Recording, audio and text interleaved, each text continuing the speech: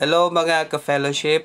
Sa tagal ng panahon, medyo ngayon lang po tayo nakagawa ng video in regards sa ating pong paggawa ng floral arrangement.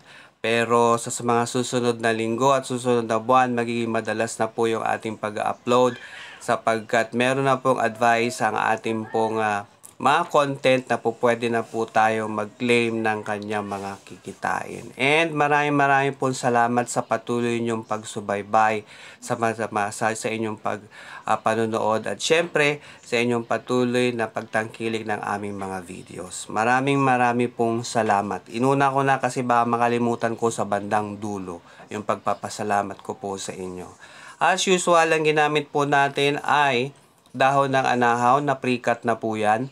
At yung dahon po ng yellow corn na tinatawag po natin, ayan po.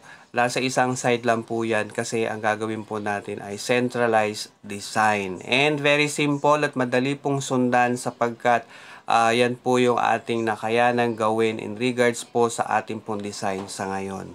One bundle ng anahaw ang ginamit po natin, one bundle ng yellow corn, at saka isang bundle ng Malaysian Moms po yung ating pong ginamit. Ayan po siya. At makikita po ninyo, mas mataas po yung mga dahon and then sa baba, gagawa po tayo ng round type design ng flowers para sa ganyan po ang magbigay ng contour doon po sa ating pong gagawin.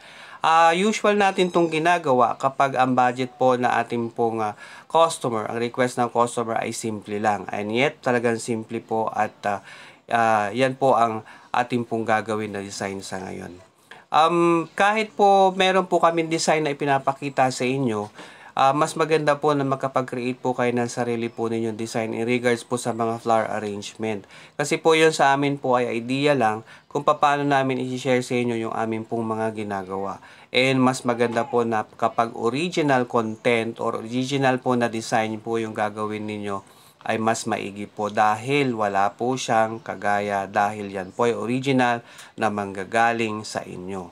Ayan po siya. So, ubusin lang po natin yung flowers at mainly, ang magiging center po niyan dapat ay yung mismong center din. Ayan po. Kung mapapansin po ninyo yung ating po Malaysian Moms ay pinili po natin yung assorted colors talaga para nang sa gayon mixed colors po yung mangyayari. Ganyan po. And tandaan po natin, yung ating pong mga bilin sa umpisa pa lang, yung sa pagbababad ng floral foam, yung mga cuttings po natin ng flowers na exist, wag po nating itatapon. At lagi po natin tatandaan yung originality. Kasi mas maganda po na yung original po na design ay manggagaling po sa inyo. Ayan po siya. Muli po, maraming pong salamat sa inyong panonood, sa inyong suporta at sa patuloy na pagsubaybay sa aming pong mga videos. Maraming pong salamat muli at patuloy po ninyong subaybayan ang mga susunod pa na mga videos kasi magiging madalas na po ang ating pong pag-upload. Muli po, God bless you all and God bless you always. Maraming pong salamat sa inyo.